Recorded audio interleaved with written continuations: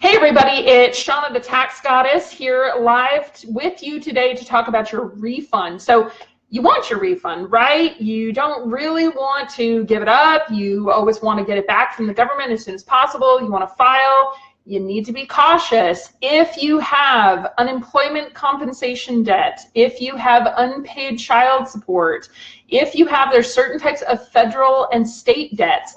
Basically, if you owe money and the federal government knows about it or helps collect it or in any way manages it, you may not be getting your refund. We've had probably 5 or 6 cases at this point where, clients, we prepare the tax returns and we submit the tax returns. They're supposed to be getting a refund.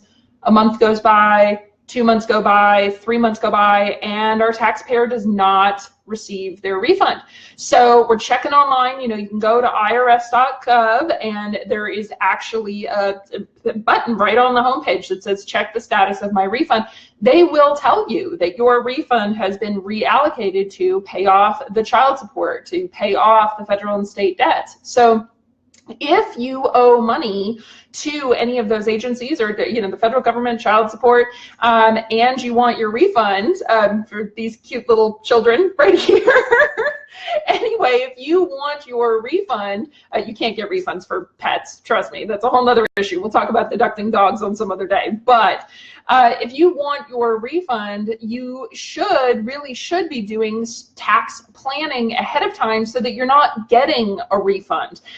Really, by obtaining a refund every year, you're giving the government an interest-free loan, right? They get to use your money during the year, and you, at least previously, got it back on April 15th or whenever it was that you filed your tax return. So how can you plan? What else can you be doing besides looking for a refund? So one of the things you should consider is changing the amount of your withholding on your tax, on your W-2, on your actual wages. If you have a business, you want to plan for how much your quarterly estimate should be. Make sure that you're not over, not under. In a perfect world, you want to pay exactly what you owe. But of course, the rules change. I mean, if you guys have seen the most recent, we did a 42-minute Facebook Live event specifically for the TACT, T-A-C-T, tax law updates that are now implemented for the 2018 year. So, we talk about a refund. I mean, if you haven't watched that video, I would highly, highly recommend that. There's a lot of changes related to the individual side. If you have kids, your taxes are going to change. If you have a home, your taxes are going to change. If you contribute to charity, your taxes are going to change, right? Medical expenses, if you pay for CPA, if you pay for tax prep fees, your taxes are going to change, all right? So at this point, I know we're really, really early in 2018, but if you want a refund, one, make sure that you don't owe any money to the federal, to the state, child support, these kinds of things. And two, make sure that you do your planning early, right? Without planning, you're kind of at the mercy of however your taxes turn out when you get to actually filing them. So, the 2018 year, of course, we're going to be filing in April of 2019.